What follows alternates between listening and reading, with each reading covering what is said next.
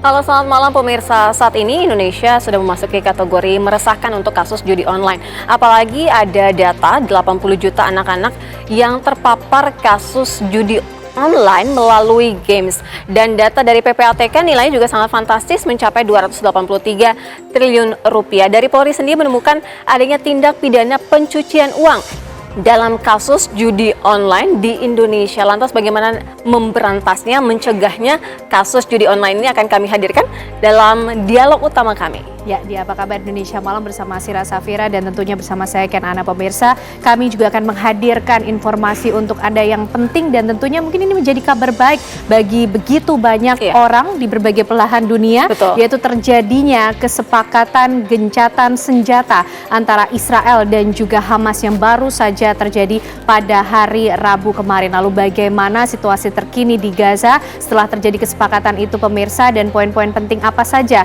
dalam kesepakatan gencatan senjata tersebut akan kami hadirkan selengkapnya untuk Anda di Apa Kabar Indonesia Malam.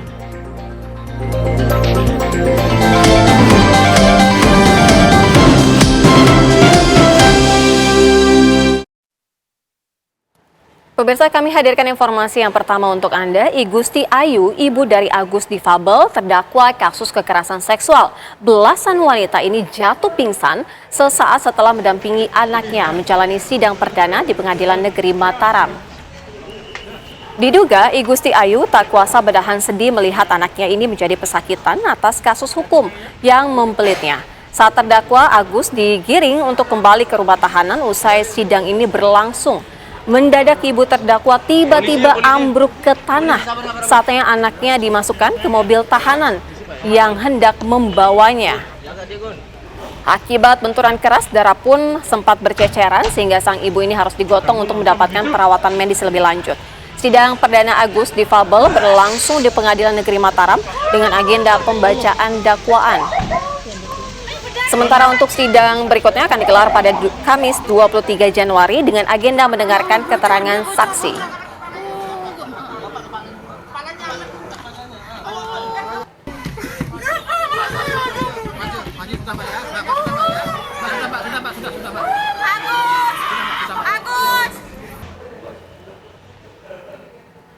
Ya, kita beralih ke informasi lainnya pemirsa. Diduga kurang konsentrasi, 4 remaja terlibat kecelakaan di perempatan Jalan Transmaminasata, Kabupaten Maros, Sulawesi Selatan.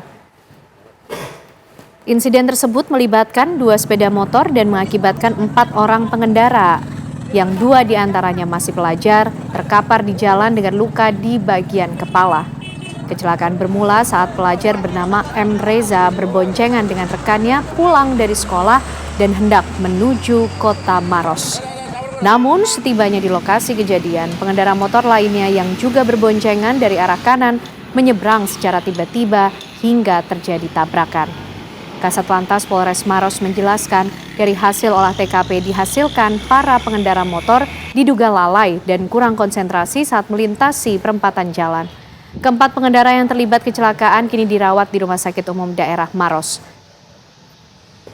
Sementara kedua kendaraan yang mengalami kerusakan dibawa ke pos Gakum Polres Maros.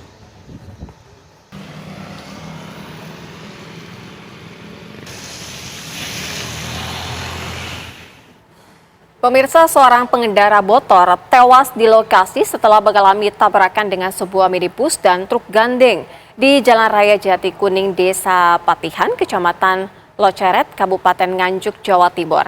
Insiden tersebut terekam jelas kamera CCTV milik warga sekitar di lokasi kejadian. Inilah pemirsa detik-detik kecelakaan tragis seorang pengendara dengan sebuah minibus dan truk gandeng dan terekam CCTV milik warga setempat. Peristiwa ini terjadi pada Kamis pagi di Jalan Raya Jati Kuning, Desa Patihan, Kecamatan Loceret, Kabupaten Nganjuk, Jawa Timur. Menurut keterangan salah satu warga, pengendara sepeda motor melaju dari arah timur, hendak mendahului truk gandeng sesama arah. Kemudian setelah pada posisi di tengah-tengah, truk korban ini berpapasan dengan minibus. Dan terjadi tabrakan sangat keras hingga sepeda motor korban pun terpental ke truk gandeng.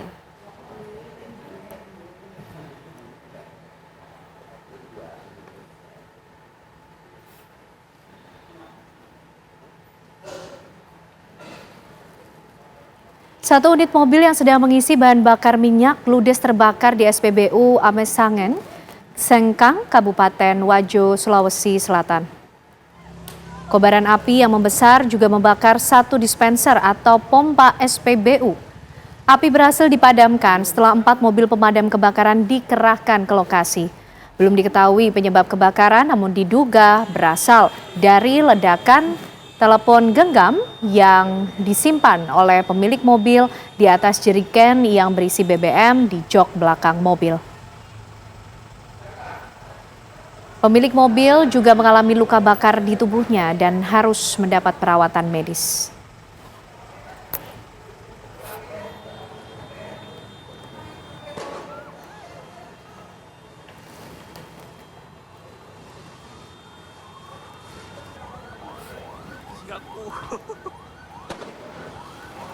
Kami hadirkan informasi selanjutnya, pemirsa. SMP Negeri 188 Kampung Rambutan, Ciracas, Jakarta Timur, Kamis pagi tadi terbakar. Api diduga berasal dari samping tembok sekolah hingga merambat ke kantin. Pemirsa, kobaran api dengan cepatnya meludeskan seluruh isi dan ruangan kantin sekolah SMP Negeri 188 Kampung Rambutan, Jakarta Timur pada Kamis pagi. Petugas pemadam kebakaran yang tiba di lokasi langsung berjibaku memadamkan kobaran api agar tidak merembet ke bangunan kelas lainnya.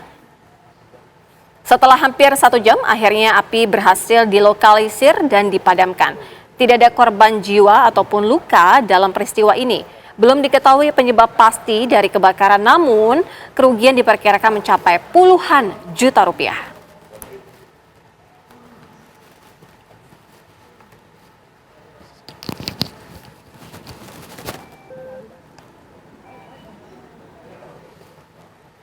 Pasca kebakaran yang terjadi di pemukiman padat penduduk di kawasan Kebon Kosong, Kemayoran, Jakarta Pusat, warga mengais sisa-sisa barang yang mungkin bisa terselamatkan pada Kamis pagi. Warga penghuni rumah yang terbakar Rabu kemarin mencoba mengais sisa-sisa barang berharga yang belum sempat terselamatkan. Warga terus mencari celah di antara tumpukan abu kebakaran. Salah seorang ibu pemilik rumah ditemani kerabat yang ditemui pada Kamis pagi mengaku tidak ada satupun barang yang terselamatkan, mengingat saat terjadinya kebakaran dirinya tidak berada di rumah. Tak hanya uang dan pakaian serta perhiasan, bahkan surat-surat penting habis dilahap si jago merah. Meski tak menerima, namun dirinya mengaku pasrah atas peristiwa yang menimpa dirinya bersama dengan penduduk lainnya.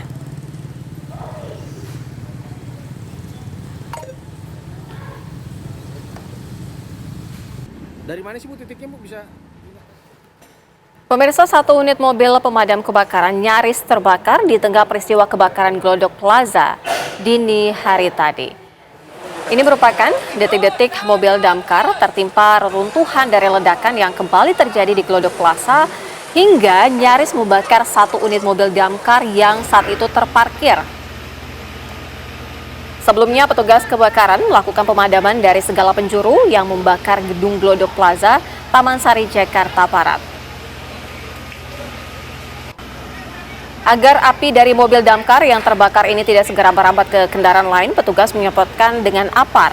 Selain itu, kesaksian seorang korban terjebak. Dirinya tengah bekerja sebagai operator karaoke di lantai 9.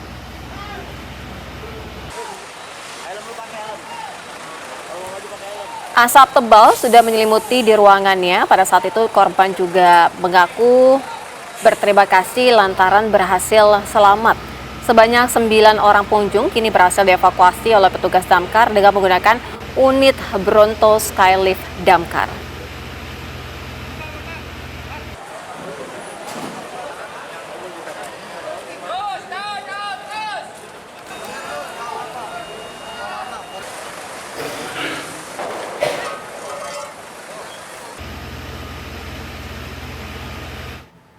Usai jeda pemirsa, kami masih akan menghadirkan untuk Anda informasi terbaru dan juga situasi terkini pasca kebakaran yang melanda kawasan Glodok, Jakarta pemirsa. Saat lagi kami kembali. Petugas penanggulangan kebakaran dan penyelamatan Gulkarmat menemukan tubuh korban kebakaran Glodok Plaza saat melakukan penyisiran di lokasi kebakaran. Jenazah korban kebakaran Glodok Plaza dievakuasi petugas dari lantai 8. Sebelumnya, petugas mendapatkan informasi terkait 8 orang yang belum diketahui keberadaannya dalam kebakaran ini. Penyisiran dilakukan petugas setelah proses pendinginan berlangsung.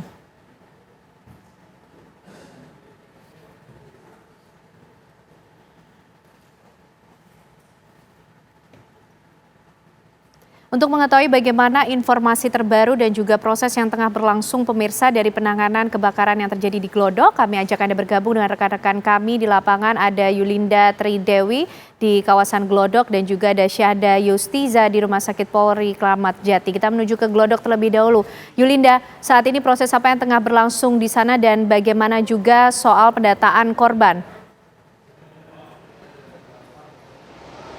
Ya, selamat malam Anda Sira Safir dan juga pemirsa TV. Betul sekali, kondisi terkini di Glodok, di Plaza Glodok yang merupakan tempat kejadian perkara kebakaran. Ini kondisinya memang di belakang saya ini merupakan salah satu alat berat yaitu smoke removal untuk menghilangkan asap. Karena memang seperti yang kami rasakan di sini asapnya cukup tebal sehingga cukup mengganggu pernafasan. Kemudian juga tadi sekitar pukul 17.00 waktu Indonesia Barat ini sudah menambah 2 korban lainnya. Artinya tadi sekitar pukul 14.00 satu korban ataupun satu jenazah sudah ditemukan, kemudian pukul 17.00 2 lainnya bertambah hingga total 3. Namun memang tadi dari pihak Kepala Sudin Gul Kamrat ini memang menyatakan satu lagi jenazah yang ditemukan di atas ini masih dalam proses penurunan karena mengingat kondisi dari korban ini tertimpa di bangunan yang memang sulit untuk dicapai ataupun dievakuasi. Ketiga korban ini, jenazah ini sudah dibawa ke RS Polri Kramat Jati untuk dilakukan autopsi lebih lanjut dan penyelidikan lebih lanjut. Adapun penyebab dari kebakaran ini memang masih belum dirilis ataupun dijelaskan begitu oleh pihak pemadam kebakaran sendiri ataupun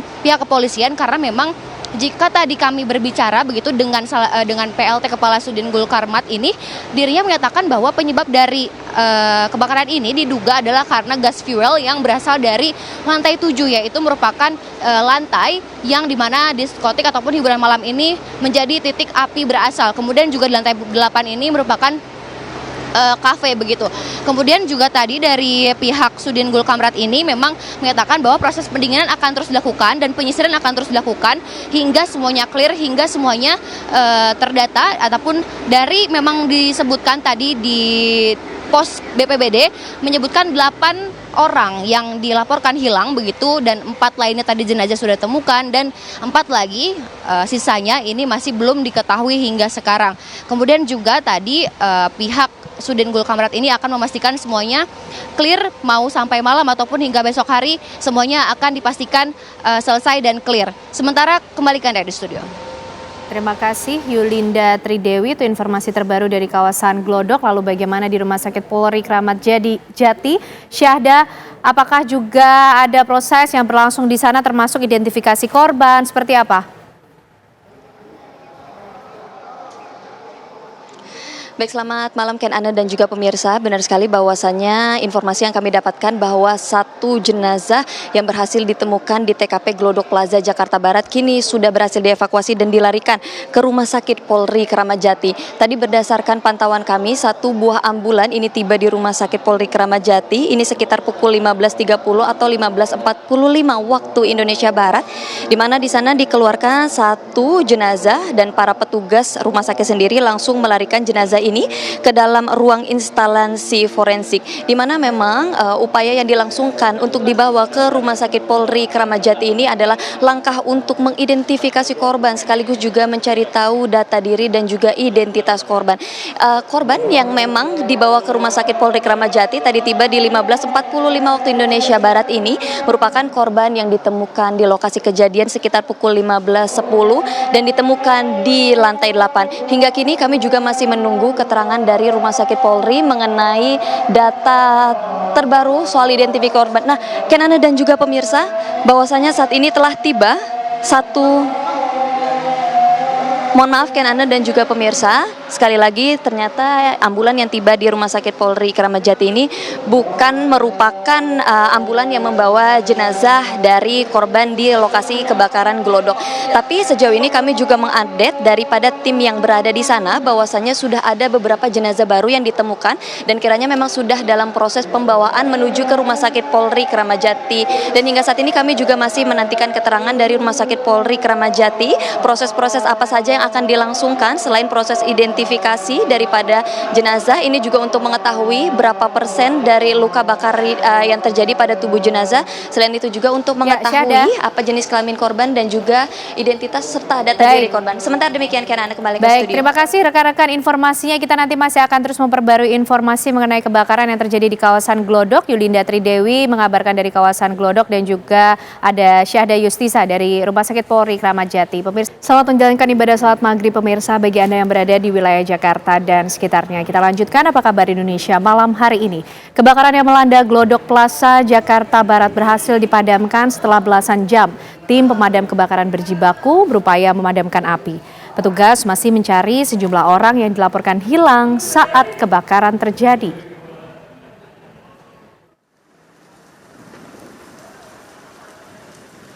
Belasan jam api yang membakar Glodok Plaza Jakarta akhirnya bisa ditaklukkan tim pemadam kebakaran.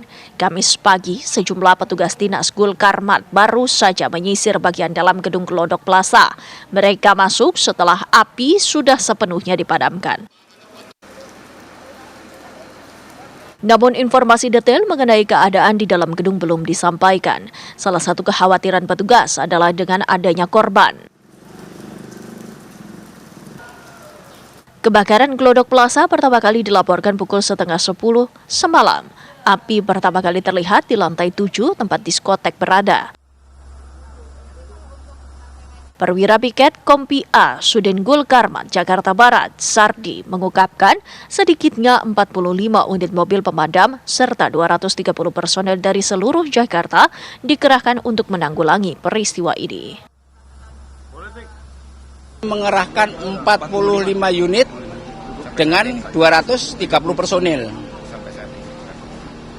Karena pemadaman ini kami datang udah besar, Bu. Jadi kami banyak menggunakan mobil fire stick ini. Kalau kita dijalankan dengan manual, kita di lantai 3 pun udah kehalang asap. Udah gelap kehalang asap. Jadi kami semuanya menggunakan unit Bronto dan stick. Hampir semua muter, Bu, ini. Kami menggunakan 7 atau berapa tadi? Ya 7. Bronto sama stick.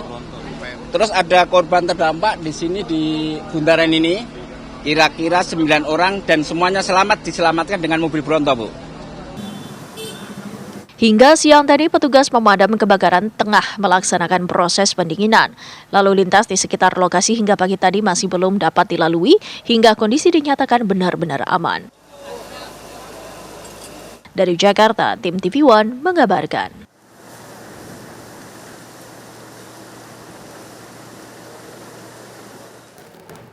Nelayan di pesisir utara Bekasi berharap pemerintah segera menyetop atau menghentikan semua kegiatan pemagaran laut lantaran mereka kesulitan mencari ikan.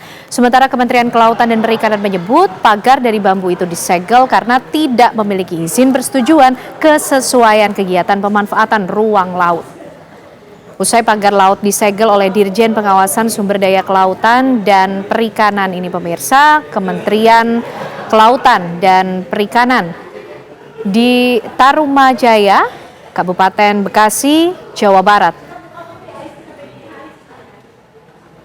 Para nelayan pesisir utara Bekasi berharap pemerintah segera menghentikan semua kegiatan pemagaran laut karena menyulitkan nelayan untuk mencari ikan. Nelayan setempat menyebut pagar dari bambu yang berada di Laut Bekasi sudah sangat meresahkan dan merugikan nelayan.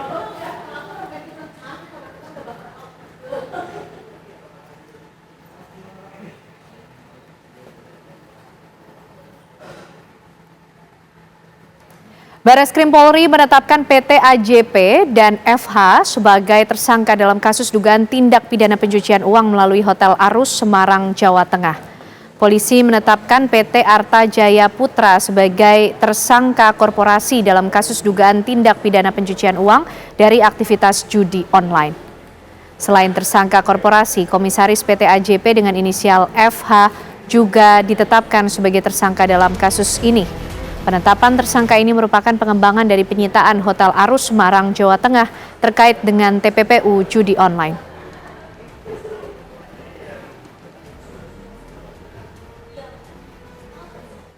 Hotel, kemudian hasil operasional hotel tersebut juga dinikmati oleh FH. FH menerima dana melalui 5 rekening. Untuk pembangunan hotel Arus yang ada di Semarang. Alasan penetapan kita yaitu PT AJP menerima aliran dana dari FH yang bersumber dari 5 rekening tadi di kurun waktu atau tempus 2020 sampai dengan 2022 dengan jumlah transaksi uang yang masuk ke sana ada 40 miliar 560 juta rupiah. Kasus judi online di Indonesia semakin meresahkan pemirsa. Bahkan kali ini sudah mulai menjerat anak-anak di bawah umur yang jumlahnya pun fantastis. Lalu apa strategi yang kemudian harus digunakan untuk bisa memberantas judi online ini pemirsa? Itu akan kami hadirkan pembahasannya untuk Anda usai jeda bersama dengan Sira Safira.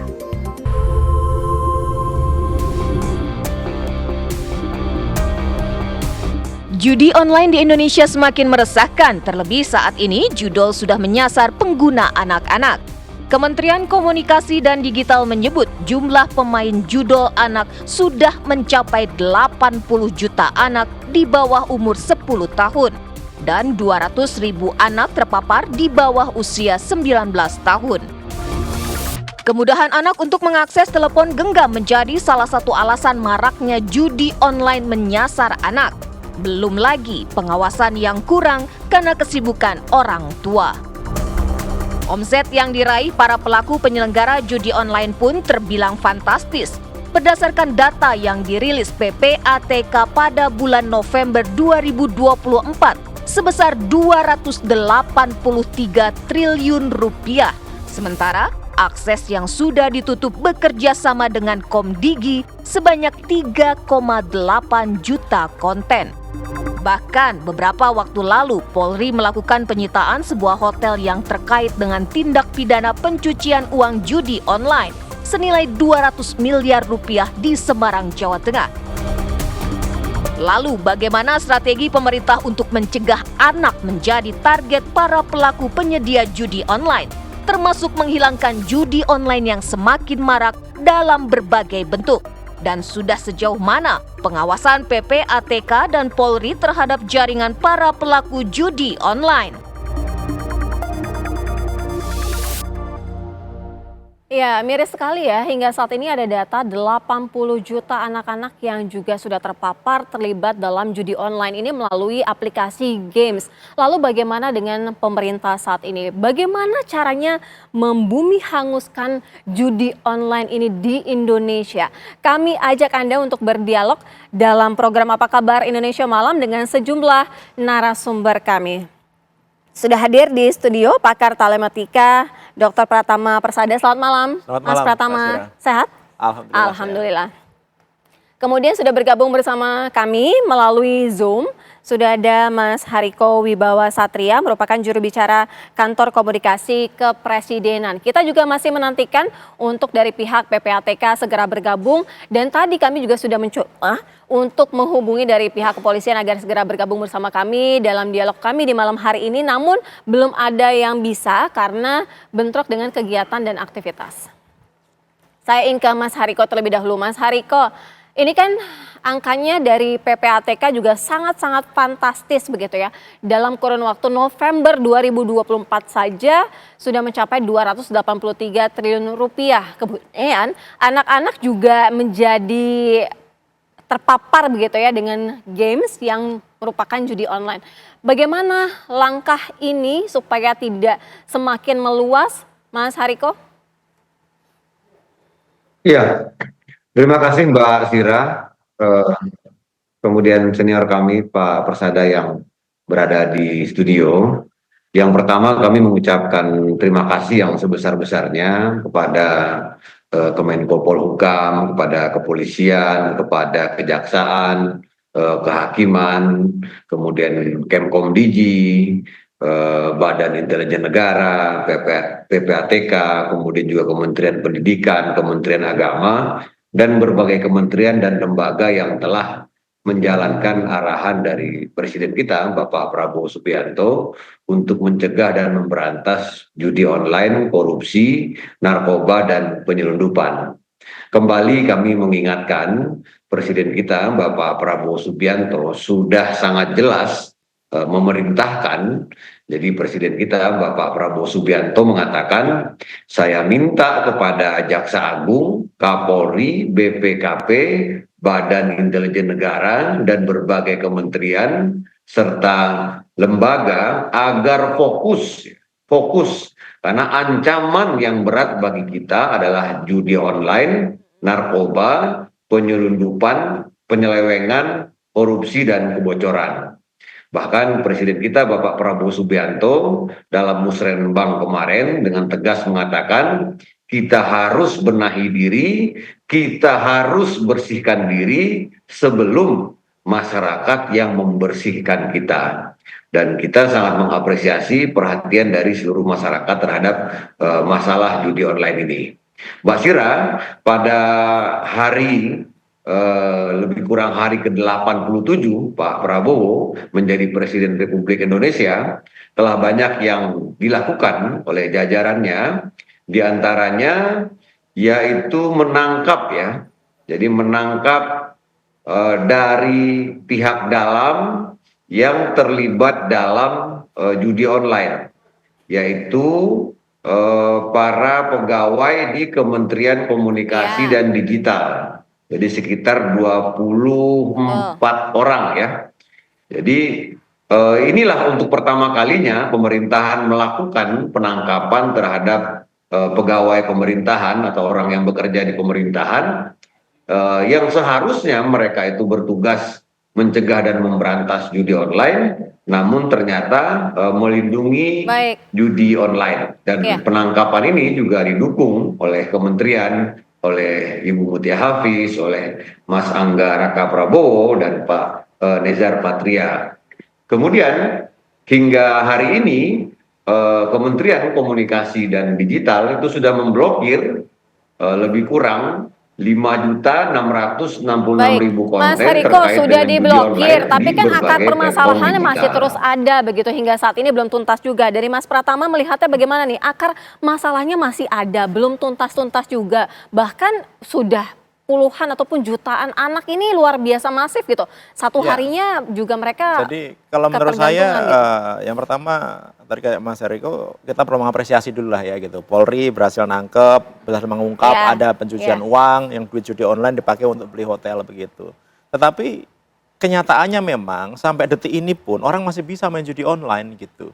Jadi selama ini yang sudah dilakukan, tadi Mas Hariko bilang kita sudah melakukan blokir terhadap 5 juta lebih website begitu, tapi ternyata orang masih bisa main. Ini yang jadi masalah. Berarti kan ada yang salah di sini. Kok bisa? Sudah diblokir, kemudian sudah disita orangnya, uangnya, kemudian sudah dianalisis duitnya kemana, kok masih bisa main? Ini kan berarti kan ada problem nih, ya kan? Akarnya belum tuntas. Nah, ini kan berarti kan masih ada problem yang harus kita selesaikan. Yaitu tadi Mbak Sira benar, akarnya ini begitu. Nah, oleh karena itu kenapa saya selalu bilang, sebenarnya ada 3 hal yang bisa kita lakukan kalau mau memberantas ini sampai ke akar-akarnya. Yang pertama adalah secara teknologi gitu. Yang dilakukan Komdigi saat ini memang sudah cukup baik gitu, melakukan blokir gitu. Tetapi yang diblokir itu hanya landing page-nya saja, pintu masuknya saja. Server permainannya itu belum terblokir begitu. Padahal sebenarnya lebih gampang memblokir servernya dibandingkan memblokir landing page-nya. Kan banyak ini landing page-nya kan. Dari jutaan yang diblokir itu sebenarnya hanya masuk ke dalam 5 server permainan aja yang berbeda gitu. Nah, Yang dimonitor 5 server ini aja yang matikan. Artinya sebenarnya bisa dong server itu dimatikan? Bisa dong, nggak perlu harus ke Kamboja, nggak perlu harus ke Vietnam, nggak perlu harus ke Filipina begitu. Kekuatan dari pemerintah kita adalah melakukan pembatasan akses, itu yang kita lakukan. Asal kita tahu nih sumbernya nih, server ini, IP address server ini kita blokir. Nggak apa-apa nanti dia ketika diblokir kemudian akan di-up-kan lagi, nggak apa-apa. Kita blokir lagi, nggak ada masalah gitu. Dan itu caranya sangat gampang sekali. Yang kedua, transaksi keuangan. Ini nanti kalau ada PPATK kita bisa tanya gitu. Di PPATK itu sudah tahu sebenarnya rekening-rekening yang digunakan untuk penampungan, rekening-rekening yang digunakan untuk judi online ini. Mereka sudah tahu perusahaan mana, kemudian siapa orangnya, kemudian by name, by address mereka sudah tahu nilainya sebenarnya. juga berapa gitu ya. Kemudian bank itu pun juga tahu sebenarnya, bank dompet digital sudah tahu rekening-rekening yang digunakan untuk deposit karena apa? Patternnya jelas gitu. Kenapa patternnya jelas? Udah pasti orang main cuma deposit 20.000, 30.000 gitu. Tapi berlangsung selama 24 jam Mas gitu Pratama, kan. itu nanti kita dalami itu ya. yang kedua gitu. Yang ketiga adalah nanti masalah orang-orangnya. Kita sudah tahu nih orang-orangnya ini bagaimana berani nggak nangkepin kita gitu. simpan dulu ya, kita simpan dulu, nanti kita lanjutkan di segmen selanjutnya. Kita juga sudah bergabung bersama kami, ada juru bicara PPATK yang akan segera bergabung bersama kami, Mas Nasir Konga sudah bergabung bersama kami. Nanti kita dalami ya Pak, usai jeda kami segera kembali. Terima kasih Anda masih bersama kami di Apa Kabar Indonesia Malam. Tadi sempat dibahas oleh Mas Pratama, ini menjadi sangat penting untuk dibahas karena dari PPATK juga sudah mendapatkan data-data. Apakah sudah diserahkan kepada pihak polisian? Kita ajak langsung, tanyakan langsung kepada Mas ataupun Pak Nasir Konga yang merupakan jubir dari PPATK. Pak Nasir, bagaimana sebenarnya data-data itu sejauh ini? Apakah sudah diberikan kepada pihak kepolisian dengan terang benderang sehingga ketahuan by name, by address seperti yang tadi disampaikan oleh Mas Pratama? Ya, jadi memang tugas, fungsi, dan kewenangan PPATK itu memberikan informasi hasil analisis ya, menyampaikan hasil analisis, hasil pemeriksaan yang dilakukan oleh PPATK. Lalu kemudian teman-teman penyidik menindaklanjuti dengan mengumpulkan alat bukti ya. Dan sejauh ini kita banyak ya hasil analisis yang kita sampaikan kepada teman-teman penyidik.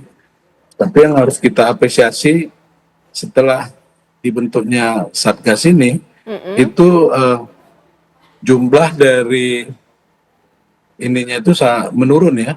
Persentase dari judi online itu sangat menurun, yang pernah naik sampai 674% di 2021.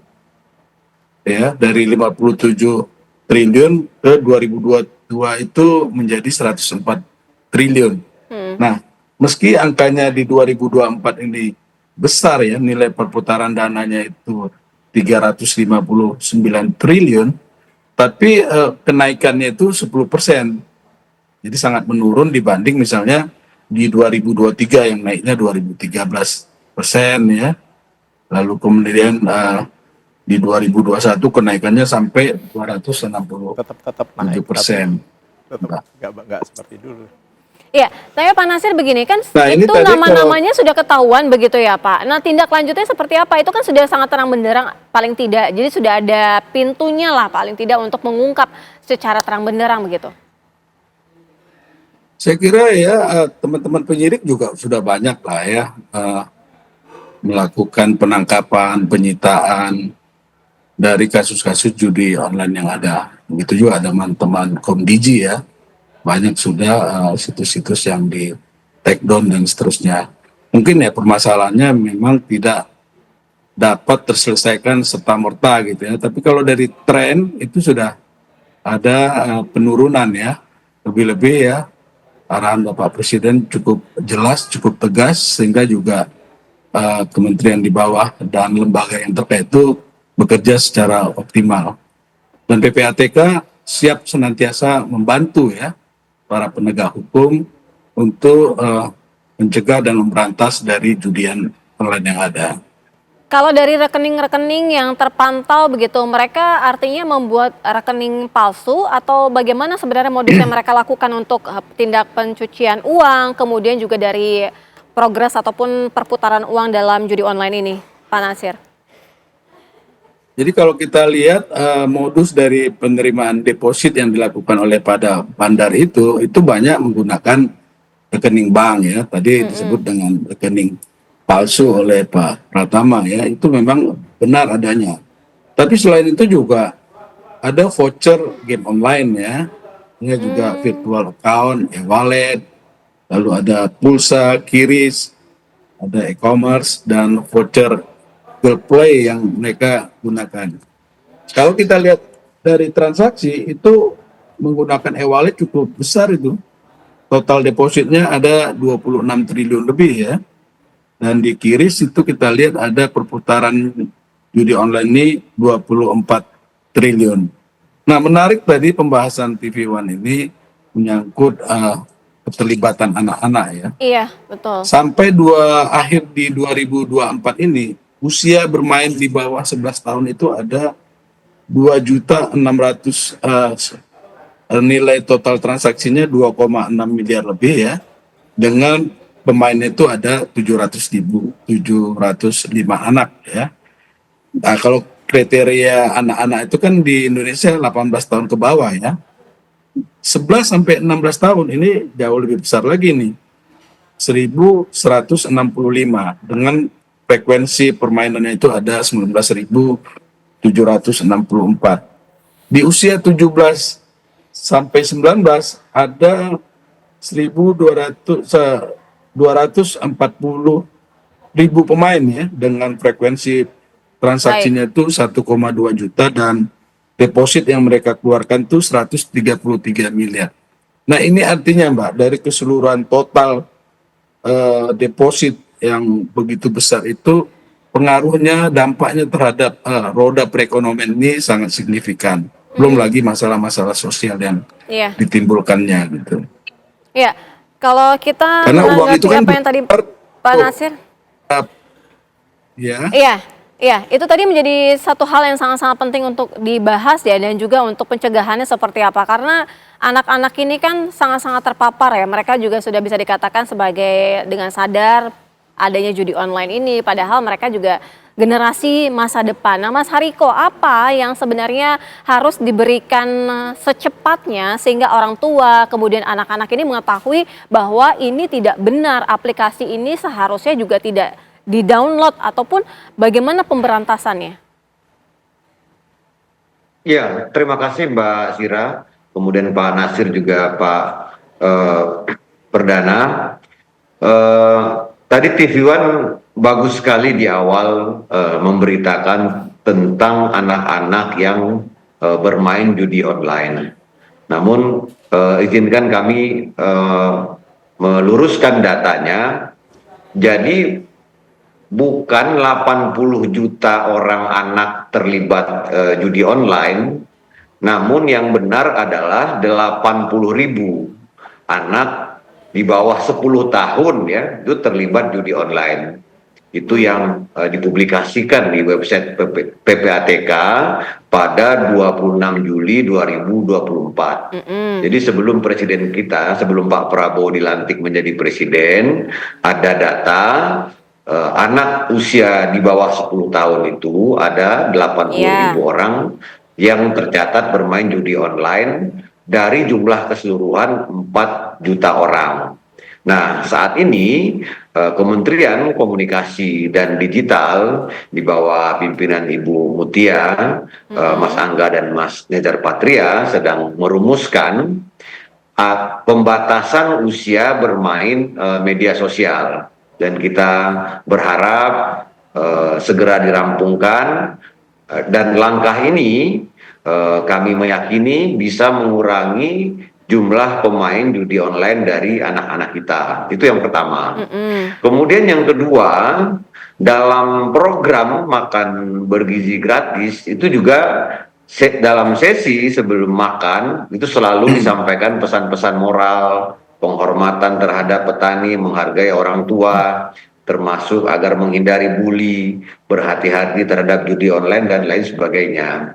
Kemudian juga disampaikan bahwasanya ada kerusakan otak yang akan terjadi ketika orang bermain judi online, sehingga susah mengontrol perilaku, bahkan ada yang tega menghilangkan nyawa kedua orang tuanya, dan berbagai penelitian bahkan para ahli juga mengatakan bahwa pemain judi online ini merusak 6 orang di sekitarnya. Jadi bukan hanya merusak dirinya, tapi juga merusak 6 orang terdekat. Jadi kalau ada 10 orang pemain judi online, artinya 10 kali 6, artinya 60 orang yang dirusak oleh Mas orang Hariko, tersebut. itu kan artinya Begitu, Mbak sangat-sangat Sira. masif begitu ya, sangat-sangat menyeramkan kalau itu sampai-sampai kita terus biarkan. Kita juga nanti akan dengarkan dari Mas Pratama, tapi kami harus jeda terlebih dahulu. Apa kabar Indonesia Malam, segera kembali usai jeda. Pemirsa, sebelum kita lanjutkan dialog, saya ingin memberikan informasi kepada Anda bagaimana judi online ini datangnya dari tahun ke tahun. Kami hadirkan kepada Anda dimulai dari tahun 2017 hingga saat ini nanti di 2024. Pada tahun 2017 ini sebesar 250.726 transaksi, nilainya mencapai 2,01 triliun rupiah. Kemudian 2018 meningkat tajam 6.666, 104 transaksi, kemudian 3,98 triliun rupiah. Pada tahun 2019 ada 1,85 juta transaksi dengan keuangan sebesar 6,18 triliun rupiah. Selanjutnya pada tahun 2020 ini sangat-sangat fantastis. Ada 5,63 juta transaksi dengan capaian nilai 15,77 triliun rupiah. Itu pada saat itu kita sedang mengalami COVID ya di seluruh dunia. Kemudian pada tahun 2021 lagi-lagi nilainya sangat-sangat fantastis, mencapai 43,6 juta transaksi dengan nilai yang sangat-sangat fantastis, 57,91 triliun rupiah. Pada tahun 2022 mencapai 104,79 juta transaksi dengan nominal 50 triliun rupiah. Nah, ini kita akan saksikan juga bagaimana sebenarnya alasan-alasan ataupun penyebab bagaimana seseorang ini faktor memicu kecanduan judi. Ini merupakan survei quitgamble.com. Ini ingin cepat kaya sebesar 36%, kemudian sebatas hiburan 18%, melupakan masalah 18%, kemudian bayar utang 14%, bosan 7%, kesepian 3%, interaksi sosial 1%, dan lainnya sebesar 3%. Ini luar biasa loh, ingin cepat kaya dengan cara-cara yang justru sebenarnya merugikan diri sendiri dan sekitarnya. Tadi sempat Mas Hariko juga bilang gitu ya, ini membahayakan tidak hanya dirinya sendiri, tetapi di sekitarnya bahkan 6 hingga 10 orang. Mas Hariko, kira-kira apa yang harus diambil secara cepat, secara tegas, sehingga ini benar-benar bisa dicegah paling tidak? Iya, terima kasih Mbak Sira. Kami sangat setuju apa yang disampaikan oleh Mbak Sira, kemudian juga kritikan-kritikan dari netizen, harapan dari masyarakat ini intinya begitu besar. Karena ini sudah situasinya darurat ya kalau kita lihat judi online ini. Bahkan masalah-masalah sosial sudah cukup banyak. Jadi kembali lagi, Presiden kita Bapak Prabowo Subianto sudah mengatakan dengan tegas tidak ada backingan ya. Jangan sampai ada aparat pejabat yang menjadi backing dari judi online. Bahkan Presiden sudah mengatakan kita harus bersih-bersih, berbenah sebelum masyarakat yang membersihkan kita. Sebelum masyarakat yang membersihkan kita. Sudah sangat tegas disampaikan oleh Presiden.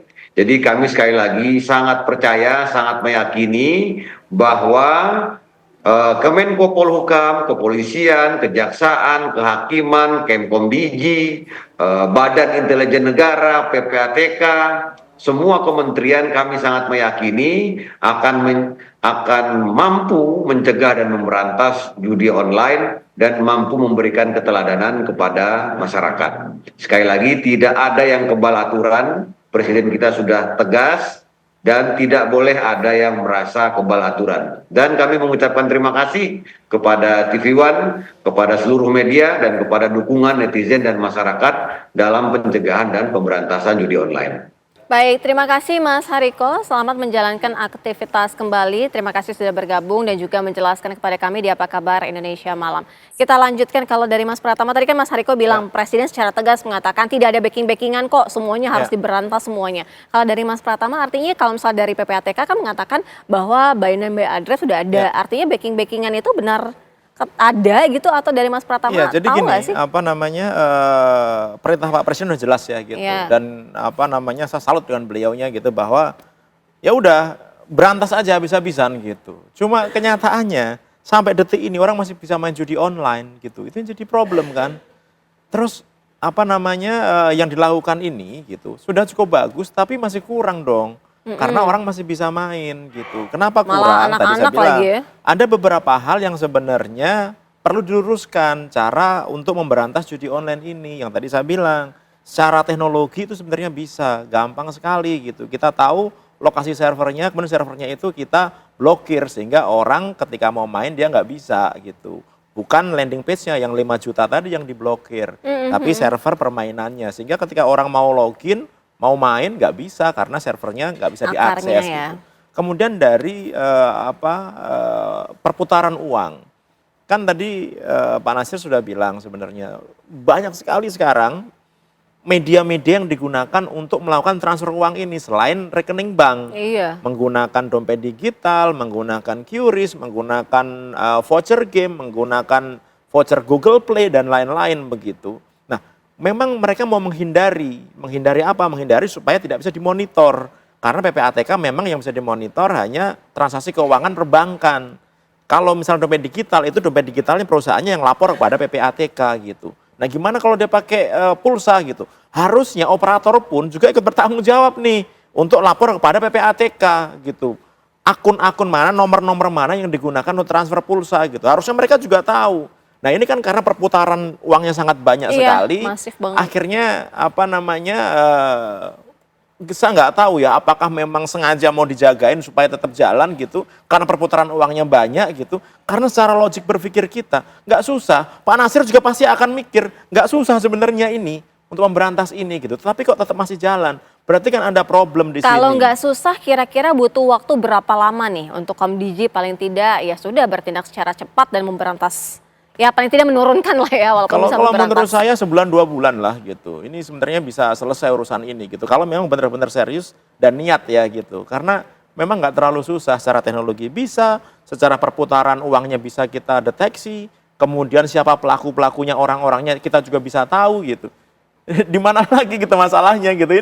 Ini kan jadi kadang-kadang kita gregetan ini. Aduh ini gimana sih, ini kayaknya nggak terlalu susah tapi kok kayaknya ya, tadi Mbak Sira bilang kok kayaknya ada yang melindungi gitu. Yang pasti bukan institusi yang melindungi ya. Ini mungkin masih ada oknum-oknum gitu yang memang karena dia terbiasa dapat uang banyak gitu. Bahkan saya yakin PPATK juga pasti tahu perputaran uang judi ini kemana saja gitu. Masuk ke pilkada mana, masuk ke siapa gitu. Sebenarnya kayaknya sih tahu gitu. Cuma mungkin tidak etis membicarakannya di lingkup publik gitu. Tetapi perputaran judi online ini duitnya karena begitu banyaknya, bahkan Menko Polhukam bilang ada 900 triliun sebenarnya gitu. Itu kan duit yang sebenarnya banyak sekali. Yang jadi masalah adalah itu duitnya orang miskin loh, itu duitnya orang nggak punya, duit orang yang sebenarnya itu duit dipakai untuk makan, dipakai untuk anaknya sekolah, dipakai untuk anaknya. Itu yang bikin kita kesel gitu. Itu menarik tadi apa yang disampaikan Mas Pratama ya, perputaran duit yang luar biasa masif ya. Nah ini Pak Nasir, apakah dari PPATK juga menemukan adanya temuan-temuan di mana perputaran uang, kemudian juga transaksi uang hingga ke rekening yang mengalir ke luar negeri? Apakah ini juga terdeteksi? Apakah ini juga sudah ditemukan dari PPATK? Ya, sudah lama itu Mbak Safira ya, kita temukan bahwa uang hasil judi online itu dibawa keluar ya, dan itu triliunan nilainya. Ada ke Kamboja dan yang banyak itu ya ke Singapura ya, ke Thailand, ke Filipina. Nah ini yang saya bilang tadi, kalau tidak kita berantas sama-sama, ini akan mengganggu perekonomian kita secara nasional. Di mana uang tadi itu kan mengalir keluar dan sebagian besar mengalir pada para bandar kan, yang harusnya uang tadi seperti Mas Pratama tadi itu mereka jajan bakso kan berputar uang akhirnya penjualan tukang bakso meningkat kan. Tapi karena dibuat judi online, tukang bakso jadi penjualannya menurun seperti itu. Gizi anak jadi menurun karena uangnya dipakai judi. Nah itu yang dampak itu yang harus kita pikirkan bersama, harus kita kerjakan bersama segera untuk kita tuntaskan. Dan PPATK di tahun 2024 ini saja Mbak Safira itu sudah menyampaikan 56 hasil analisis ya, hasil pemeriksa dan informasi yang disampaikan kepada penyidik. Dan untuk total perputaran dananya di tahun ini saja itu ada 134 triliun 836 miliar. Wow.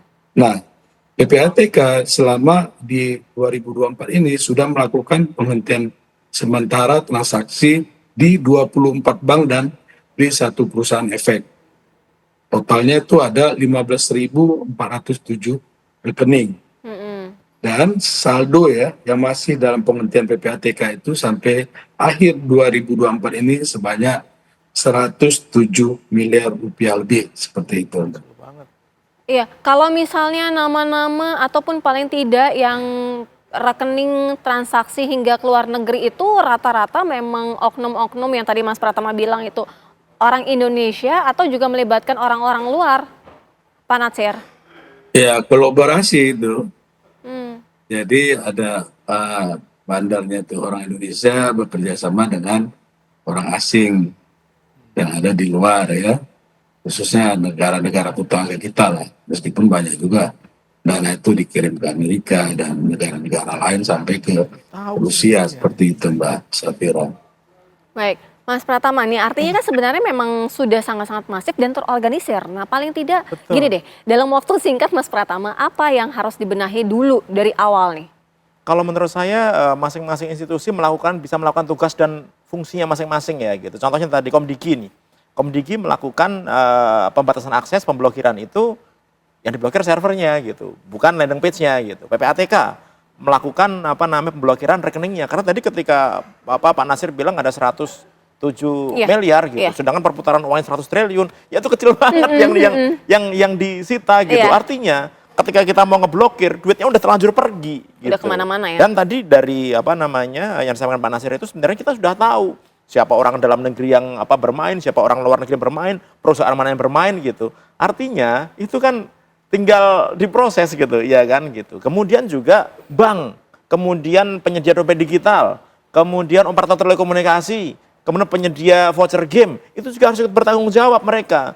Harus jagain platformnya supaya tidak dipakai untuk transaksi judi online ini gitu. Apa selama ini pengawasannya minim?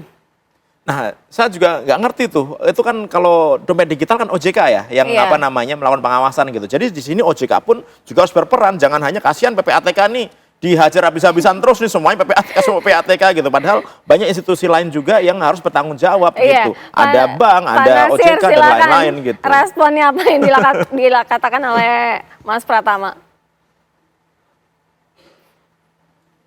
Gimana Mbak? Ulangi Mbak, kurang. Iya, silakan direspon apa yang disampaikan oleh Pak Mas Pratama, Pak Nasir. Iya, jadi dengan adanya Satgas ini ya, kerja-kerja dari pencegahan pemberantasan itu jauh lebih efektif ya dibanding dengan sebelum-sebelumnya.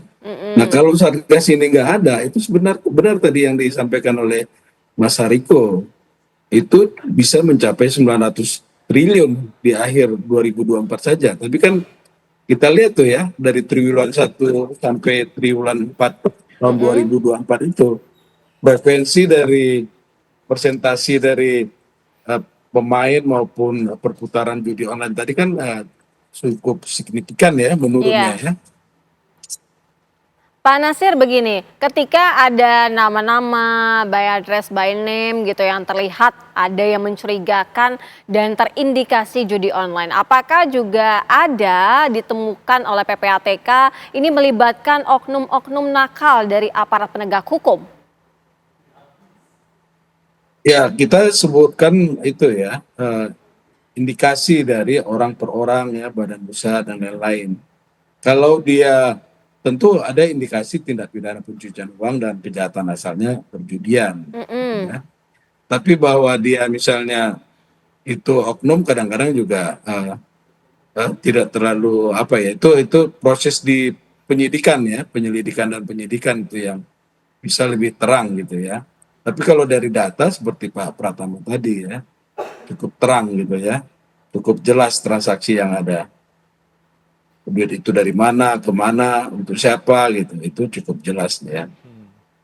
Ya, Mas Pratama, Iya, tadi ada oknum-oknum nakal juga nih sebenarnya mungkin yang dikatakan bermain yang mengamankan yang tadi Mas Pratama katakan begitu ya. Ya, Sehingga ini agak sulit untuk karena perputaran bumi uang hanguskan. banyak sekali sih ini Mbak, perputaran uangnya begitu banyaknya gitu dan memang sudah terbiasa gitu bandar ini memberikan apa namanya sebagian keuntungannya gitu untuk dijagain mereka zaman dulu itu gitu yang kalau saya dapat info sekitar 20% gitu yang digunakan untuk menjaga mereka supaya tidak apa namanya dihabisin gitu ya kan. Nah, ini yang menurut saya harus dirubah gitu. Perintah presiden sudah jelas. Saya pikir harus tegak lurus lah ya gitu. Tapi Mas Pratama ini kan jadi bingung juga kita ya. Maksudnya dari tahun ke tahun kalau tadi kita lihat datanya itu justru meningkatnya sangat masif gitu. Ya, artinya jadi, apa yang terjadi nih? Iya, jadi gini, apa namanya? Karena kan semakin banyak yang orang tahu gitu. Dan bandar judi online, agen judi online itu sangat masif sekali gitu menawarkan layanannya kepada masyarakat gitu. Kenapa? Karena mereka punya data kita.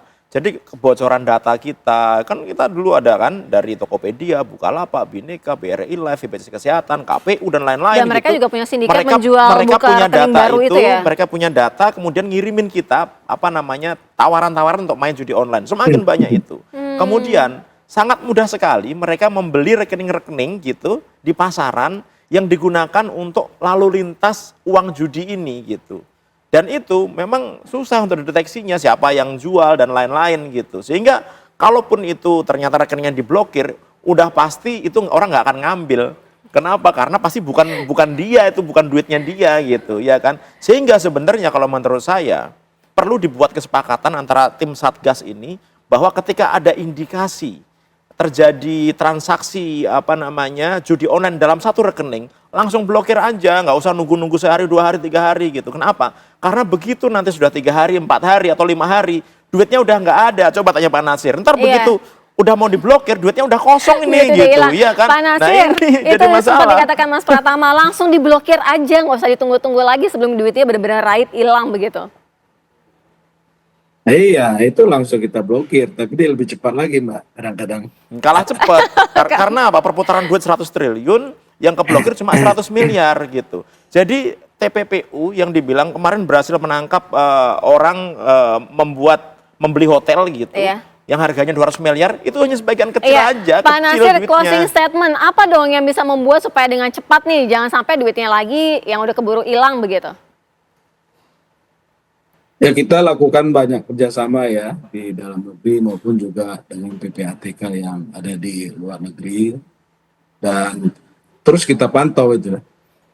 Begitu ada indikasi tindak pidana pencucian uang dari transaksi yang ada itu langsung kita blokir itu. Baik, terima kasih Pak Nasir Konga selaku juru bicara PPATK. Terima kasih juga Mas Pratama selaku pakar telematika. Semoga saja ketika datang narasumber sebagai narasumber sudah berkurang jauh ya pencegahannya dan sudah diberantas lah paling tidak. Terima kasih sudah bergabung bersama kami di Apa Kabar Indonesia Malam. Kami lanjutkan dengan sejumlah informasi yang akan disampaikan oleh Ken Ana. Ya, betul sekali Sira dan juga pemirsa Apa Kabar Indonesia Malam tentu masih akan menemani Anda pemirsa. Kami akan hadirkan informasi dari Sekolah Tinggi Ilmu Komunikasi atau Stikom Bandung Jawa Barat yang membatalkan kelulusan dan menarik kembali ijazah yang telah diberikan kepada 233 mahasiswanya. Sesaat lagi informasi selengkapnya. Kebakaran hebat menghanguskan gudang produksi spons di Jalan Simorejo Sari, Surabaya, Kamis dini hari. Kebakaran diduga bermula dari gudang belakang yang terbakar akibat korsleting listrik. Kebakaran hebat melanda gudang produksi spons di Jalan Simorejo Sari, Surabaya, Kamis dini hari. Diduga kebakaran bermula dari gudang belakang yang terbakar akibat korsleting listrik sebelum merembet ke depan. Kebakaran semakin parah karena di gudang terdapat drum bahan kimia dan tumpukan spons yang mudah terbakar. Seluruh isi gudang hangus termasuk 3 truk yang terparkir di depan. Untuk memadamkan api, pihak Dinas Pemadam Kebakaran Kota Surabaya mengerahkan 23 unit mobil pemadam kebakaran. Oh, ya bener. Oh, ya harusnya di sini. Tambah gede mau lo cilik. Wayai cilik, wayai mau ditelepon. Tambah gede.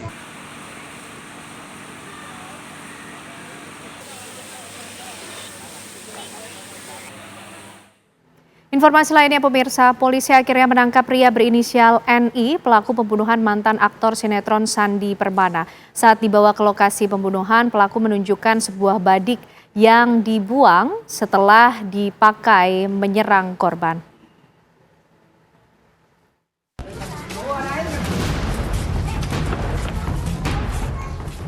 Inilah pria berinisial NI alias Nanang Gimbal, tersangka penyerangan yang menewaskan mantan aktor sinetron laga Sandi Permana. Nanang Gimbal ditangkap petugas gabungan Polres Metro Bekasi bersama Subdit Reserse Polda Metro Jaya setelah 3 hari buron dan sempat mengelabui petugas dengan memotong rambut Gimbalnya. Nanang Gimbal ditangkap di sebuah warung di Karawang, Jawa Barat. Sebelumnya, polisi juga sempat menggeledah rumah kosong yang diduga dicurigai sebagai tempat persembunyian pelaku. Setelah ditangkap, petugas menggiring Nanang Gimbal untuk mengamankan barang bukti senjata pembunuhan. Mereka mendatangi rumah Nanang yang masih berdekatan dengan rumah korban Sandi Permana di perumahan TNI Polri, Desa Cibaru Sanjaya, Kabupaten Bekasi, Jawa Barat. Dalam proses penyisiran di TKP, polisi menemukan sebilah badik yang dibuang pelaku di dalam selokan keruh di depan rumahnya. Untuk motifnya sendiri besok akan disampaikan secara detail oleh Bapak di Reskrim Polda Metro Jaya. Ini hubungannya teman apa? Satu RT. Ya. Untuk status sama istri pelaku sendiri kasih saksi apa seperti apa? Sudah diperiksa, ada 7 orang saksi yang sudah diminta keterangan untuk klarifikasi. Polisi juga melanjutkan penanganan kasus dengan melakukan prarekonstruksi untuk mencocokkan keterangan para saksi dengan pengakuan tersangka dan juga bukti-bukti di lokasi. Dari Bekasi dan Karawang, Jawa Barat, tim TV One mengabarkan. Setelah buron hampir 1 bulan, pelaku pembunuhan sadis di kebun jagung Garut, Jawa Barat akhirnya berhasil ditangkap. Polisi menangkap 2 pelaku di wilayah terpisah, Garut dan Bandung, Jawa Barat. Keduanya terlibat aksi pembunuhan pada tanggal 21 Desember 2024 dengan seorang korban bernama Bajang yang merupakan warga Geger Junti, Desa Talaga Sari di Kecamatan Kadungora, Garut. Korban ditemukan tewas oleh warga di dekat kebun jagung dengan kondisi mengenaskan. Menurut keterangan polisi, kasus pembunuhan ini bermotifkan balas dendam. Pelaku dijerat pasal berlapis tentang pembunuhan berencana dengan ancaman hukuman penjara seumur hidup.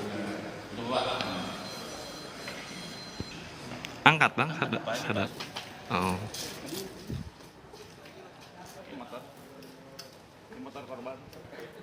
Sekolah Tinggi Ilmu Komunikasi atau Stikom Bandung, Jawa Barat membatalkan kelulusan dan menarik kembali ijazah yang telah diberikan kepada 233 mahasiswanya periode 2018 sampai 2023. Pembatalan ijazah tersebut merupakan buntut hasil laporan tim evaluasi kinerja akademik yang menemukan adanya sejumlah kejanggalan dalam proses penentuan kelulusan mahasiswa Stikom Bandung periode 2018 hingga 2023. Salah satunya adalah adanya pelanggaran berupa syarat minimal SKS yang berbeda antara Stikom dan data Dikti.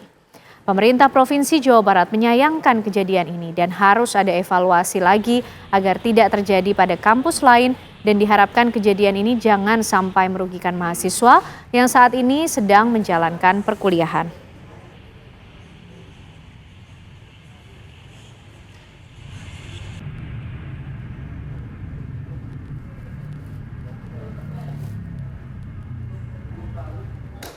Untuk mengetahui bagaimana sebenarnya peristiwa ini terjadi pemirsa, kami ajak Anda berbincang langsung dengan Zahrina Yuliani, alumni Stikom Bandung. Selamat malam, Assalamualaikum Mbak Zahrina. Waalaikumsalam, selamat malam Mbak. Ya, Mbak Zahrina, kami ingin tahu terlebih dahulu, Mbak Zahrina ini angkatan berapa di Stikom Bandung? Saya angkatan 2014, kebetulan lulusnya itu di tahun 2018. Oke, artinya termasuk juga yang ijazahnya ditarik kembali kah oleh Stikom Bandung? Betul, ditarik oleh Stikom Bandung termasuk di 233 orang. Oke, sebenarnya seperti apa awal peristiwa atau kejadian penarikan ijazah ini berlangsung, Mbak? Apa yang diinformasikan dan yang beredar di tengah mahasiswa khususnya di angkatan 2018 hingga 2023 yang lulus? Ya, jadi awalnya itu berita tuh ada simpang siur di grup gitu kan. Nah, udah agak lama ada pihak kampus yang kasih undangan untuk pertemuan, solusi untuk gimana nih caranya biar ijazah kita nggak cabut gitu kan, dibatalkan. Nah, di situ di pertemuan itu alumni dikasih surat pernyataan bahwa akan membatalkan ijazah. Kita disuruh tanda tangan, tapi pihak alumni tidak ada yang menandatangani. Nah, lalu kita ada Zoom meeting 2 kali bersama pihak kampus, membahas solusi bagaimana, tapi tidak ada solusi sama sekali. Setelah mungkin pas bulan-bulan ini tuh ada media yang naikin berita ini, sudah terbit SK di 233 orang itu, termasuk saya. Oke. Nah, dari situ mulai kita mengetahui bahwa kita juga dalam daftar 233 orang itu. Oke. Saya konfirmasi kepada pihak kampus mengapa saya bisa masuk ke dalam 233 orang ini, padahal notabene-nya saya kuliah itu kalau dibilang rajin, nggak pernah bolos, dan nilai pun ya alhamdulillah nggak ada yang jelek gitu. Oke. Nah, mencoba menghubungin pihak kampus dan katanya SKS saya tuh berbeda dengan di Dikti. Harusnya tuh SKS-nya 145, di SIMAK. SIMAK itu seperti aplikasi untuk melihat dari kampus SKS ya, Mbak ya? kita, seperti itu ya. Ya, di Dikti katanya SKS saya itu 139. Oke. Lalu IPK sama di Dikti itu sama. Nah, ini masalahnya plagiasi dari skripsi. Plagiasi skripsi saya 46%, katanya tuh harus di bawah 40%. Tapi pada saat saya menjalankan skripsi itu aturan plagiasi ngecek turnitin itu tidak ada. Oke. Begitu. Artinya permasalahan pokoknya yang disampaikan apa, Mbak? Permasalahan pokok yang disampaikan oleh pihak kampus kepada para mahasiswa yang ijazahnya ditarik ini atas dasar apa begitu? Atas dasar perbedaan nilai di Dikti dan plagiasi skripsi ini. Jadi, oh ya sebelumnya itu ada dari tim EKA untuk investigasi kampus, katanya itu ada yang jual beli nilai gitu. Tapi itu bukan saya dan mungkin bukan ke 233 alumni, cuman itu mungkin beberapa, tapi saya tidak tahu itu orangnya siapa. Oke. Nah, dari situ mulai mungkin tim EKA menginvestigasi, akhirnya terbitlah mungkin 233 alumni ini gitu. Oke. Di situ pihak kampus dalam Oke. Baik, Mbak Zarina, kita sudah cukup tangkap poin permasalahannya. Tapi begini Mbak, kita ingin tahu juga bagaimana kemudian dampak atau efek yang ditimbulkan dari penarikan ijazah para alumni Stikom Bandung ini. Mohon maaf sebelumnya Mbak Zarina, apakah saat ini sudah bekerja? Kalau memang misalnya sudah, apakah ini juga kemudian cukup mempengaruhi hal-hal lainnya yang berkaitan di tempat Mbak Zarina bekerja juga? Ya, kebetulan efeknya itu ya sangat ini ya. Untuk yang ingin bekerja mungkin takutnya jadi dengan adanya pembatalan skripsi mungkin disorot oleh supervisor ataupun apa gitu. Dan kebetulan saya pun ingin melanjutkan ke jenjang S2. Nah, itu kan nggak bisa. Jadi nah kayak gitu dirugikannya emang material dan imaterial kita semua. Oke, lalu sejauh ini bagaimana sikap yang disampaikan oleh para alumni Stikom Bandung yang ijazahnya ini ditarik 233 alumni, dan apa respon dari pihak Stikom Bandung, Mbak? Ya, kita sebisa mungkin untuk ngambil hak kita lagi ya, karena di sini kebanyakan kita itu sama sekali tidak ada kesalahan, bahkan itu kesalahan dari pihak kampus. Lalu kita ingin memperjuangkan aja, memperjuangkan hak kita. Tapi respon dari pihak kampus hanya dia cuma ngasih solusi ijazah kita dibalikin lagi ke kampus. Dengan katanya bakal diterbitin lagi, tapi kita dari pihak alumni menanyakan SK-nya, apa jaminannya, ya dari pihak kampus tidak ada jawaban. Seperti itu. Oke, baik Mbak Zahrina, tentu ini sudah menjadi sorotan dan kita ikut mendoakan agar proses penanganan ini semuanya bisa berjalan dengan jelas sampai akhir dan tidak terus menimbulkan kerugian material tentunya bagi para alumni dari Stikom Bandung. Terima kasih Mbak Zahrina Yuliani malam hari ini sudah bergabung bersama kami di Apa Kabar Indonesia Malam. Sehat selalu Mbak. Ya, kita beralih ke informasi lainnya pemirsa. Tingginya curah hujan sejak 1 pekan terakhir di Kabupaten Kampar Riau mengakibatkan 3 kecamatan mengalami banjir. 3 kecamatan yang terdampak banjir yakni Kecamatan Gunung Sahilan, Kecamatan Kampar Kiri, dan Kecamatan Kampar Kiri Hulu. Kedalaman air ini mulai dari setinggi lutut orang dewasa hingga 1 meter. Lokasi banjir terparah berada di Desa Gunung Sahilan dengan kedalaman air mencapai 1 meter lebih. Sebagian warga korban banjir mengungsi ke lokasi yang lebih aman.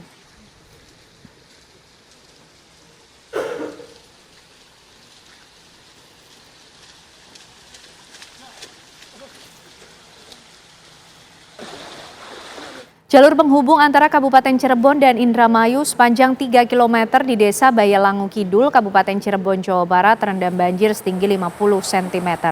Akibatnya banyak kendaraan mogok dan ratusan hektar area pertanian serta sekolah terendam banjir. Kondisi jalan penghubung antara Kabupaten Cirebon dan Indramayu di Desa Bayalangu Kidul, Kecamatan Gegesik, Kabupaten Cirebon pada Kamis siang. Ini terlihat air setinggi 50 cm menggenangi jalan sepanjang 3 km. Akibatnya lalu lintas terganggu hingga banyak kemudian kendaraan yang juga mogok usai menerjang banjir. Tak hanya jalur transportasi, banjir luapan Sungai Sigranala ini juga menenggelamkan ratusan hektar area pertanian.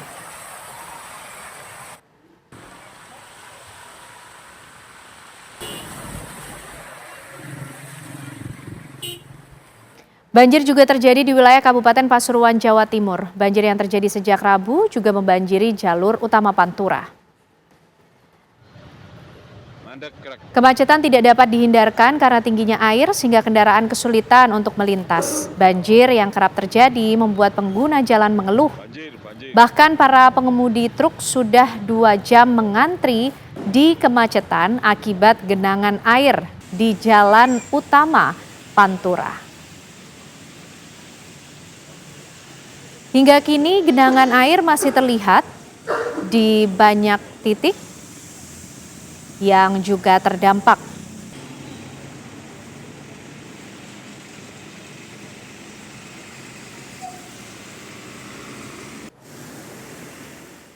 Tebing setinggi 30 meter menutup akses Jalan Nasional Majalengka Kuningan, Kabupaten Majalengka, Jawa Barat pada Kamis siang.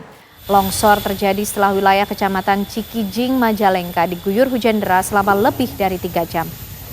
Akibat kejadian tersebut, kendaraan roda 2 maupun roda 4 tidak dapat melintas. Hampir lebih 12 jam arus lalu lintas dari arah Majalengka ke Kuningan dialihkan melalui jalur alternatif Cipadung-Cipulus.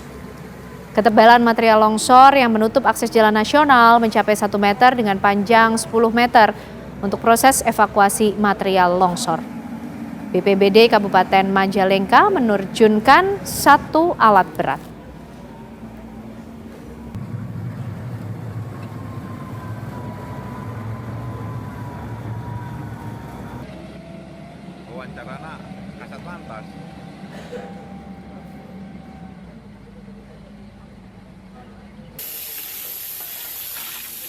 Pemirsa, lalu bagaimana situasi terkini di Gaza, Palestina? Kami ajak Anda langsung bergabung dengan relawan Mercy. Ada Mbak Marisa Noriti. Assalamualaikum, selamat malam waktu Indonesia, Mbak Marisa. Selamat malam Mbak Anet, Waalaikumsalam warahmatullahi wabarakatuh. Ya, Mbak Marisa, bagaimana kabarnya di sana?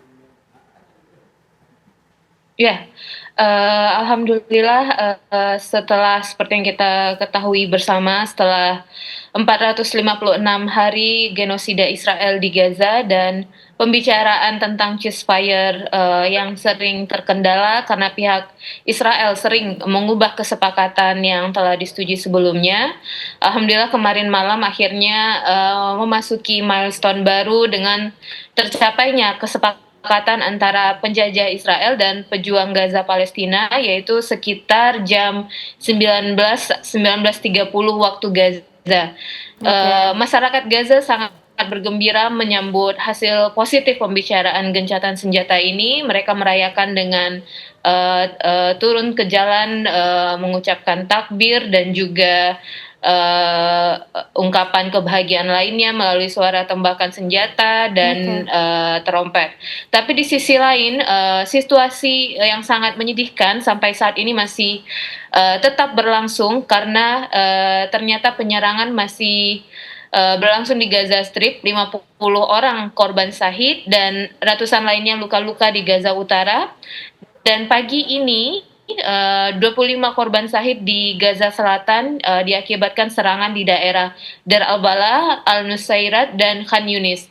Dan informasi yang saya terima dari lokal jurnalis bahwa sesaat setelah pengumuman ceasefire, Israel membunuh tenaga medis Dr. Hala Akram Abu Ahmed pagi ini dan juga laboratori spesialis Fadel Asad Khalifa bersama istri dan anak-anak dan keluarga lainnya dengan menyerang rumah kediaman mereka.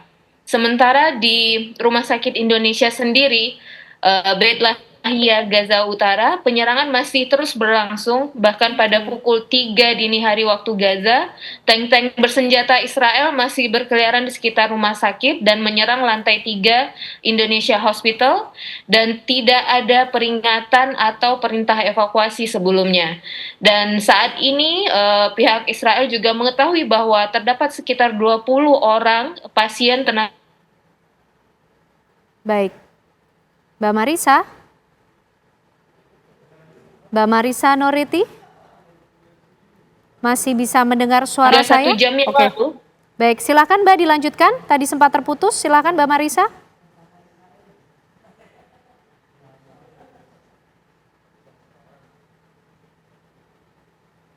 Halo, Assalamualaikum Mbak Marisa. Iya, halo Mbak Ken Ane. Iya, silakan Mbak dilanjutkan. Tadi sempat terputus. Bisa mendengar suara saya? Ya, sudah bisa Mbak. Silakan dilanjutkan. Iya, baik. Jadi saat ini 20 orang berdiam di Indonesia Hospital, pasien dan tenaga medis dan juga anak-anak. Dan bisa kami pastikan tidak ada satupun militan atau kombatan yang tinggal di rumah sakit, hanya sivilian. Dan hingga 1 jam yang lalu sekitar 13.30 waktu Gaza, Israel masih menyerang lantai 1 yang ditempati oleh pasien yang mengakibatkan kerusakan di dinding dan beberapa peralatan di lantai 1. Akan tetapi pasien dan lainnya bisa menyelamatkan diri karena mereka berlindung di koridor. Dan seiring dengan pengumuman ceasefire oleh yang kita ketahui oleh pihak Qatar kemarin malam, fase pertamanya akan dimulai pada Minggu 19 Januari. Akan tetapi bahkan hari ini sekitar jam 11 waktu Gaza, Israel telah menunda pembicaraan lanjutan dengan kabinetnya terkait ceasefire Gaza. Hingga saat ini Israel belum menunjukkan itikat baik untuk benar-benar mewujudkan gencatan senjata.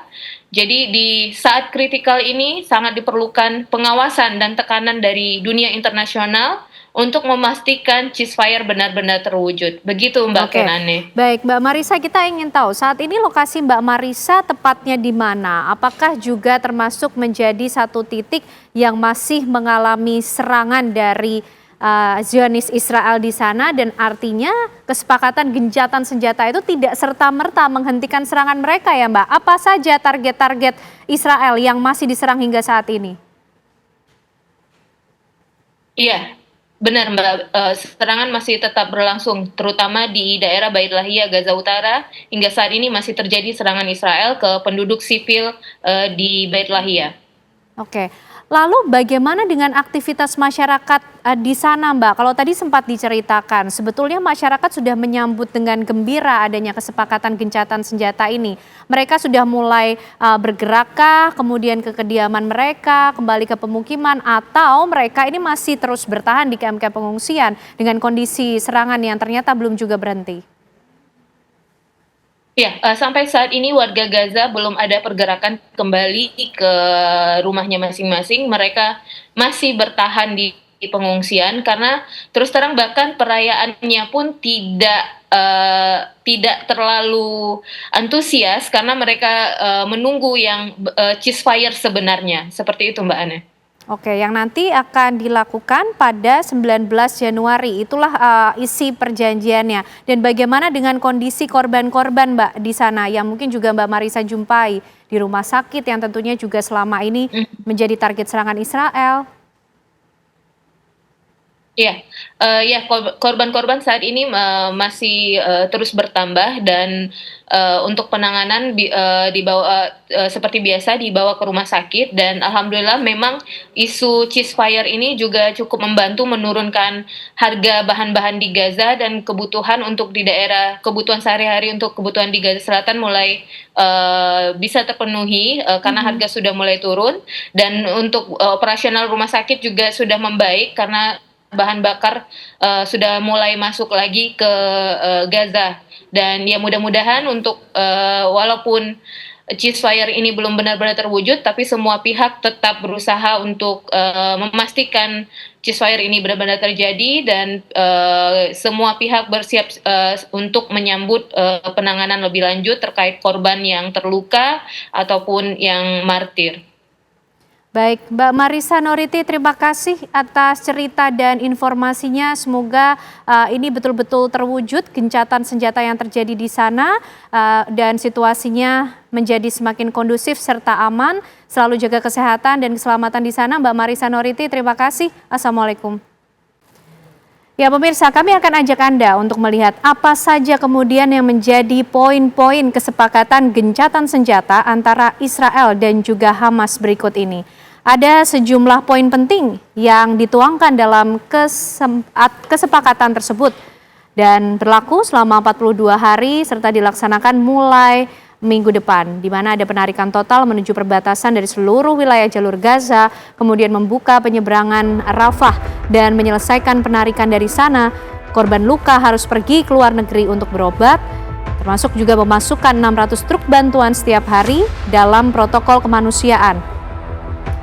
Poin berikutnya memperkenalkan 200.000 tenda dan 60.000 karavan untuk tempat penampungan darurat serta pertukaran tahanan. 1.000 tahanan dibebaskan dari jalur Gaza, ratusan tahanan dijatuhi hukuman penjara seumur hidup dan hukuman berat. Membersihkan penjara pendudukan semua perempuan dan anak-anak di bawah 19 tahun serta penarikan Israel dari koridor Netzarim dan poros Philadelphia. Kembalinya seluruh pengungsi ke wilayah tempat tinggalnya dan kebebasan bergerak di seluruh jalur Gaza. Tidak adanya penerbangan dari wilayah udara jalur Gaza antara 8-10 jam per hari, serta merehabilitasi rumah sakit, memperkenalkan rumah sakit lapangan dan tim medis dan bedah ke sektor ini. Tahap pertama ini berlangsung selama 6 minggu, dengan penyerahan 33 tahanan Israel hidup dan mati, dan tahap ini akan diselesaikan pada tahap kedua serta 3 untuk menegosiasikan sisa 66 tahanan yang ditahan oleh kelompok perlawanan. Pada hari ke-7, pengungsi Gaza Selatan kembali ke utara tanpa pemeriksaan setelah pendudukan mundur dari Jalan Al-Rashid ke dalam poros Netzarim, dan masyarakat Gaza akan memiliki kebebasan bergerak ke utara dan selatan Gaza melalui Jalan Al-Rashid.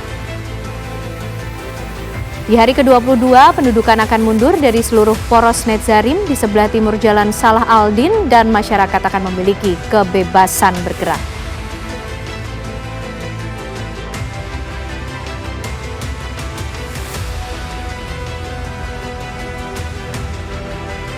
Informasi tersebut pemirsa sekaligus mengakhiri kebersamaan kita di Apa Kabar Indonesia malam hari ini, Sira.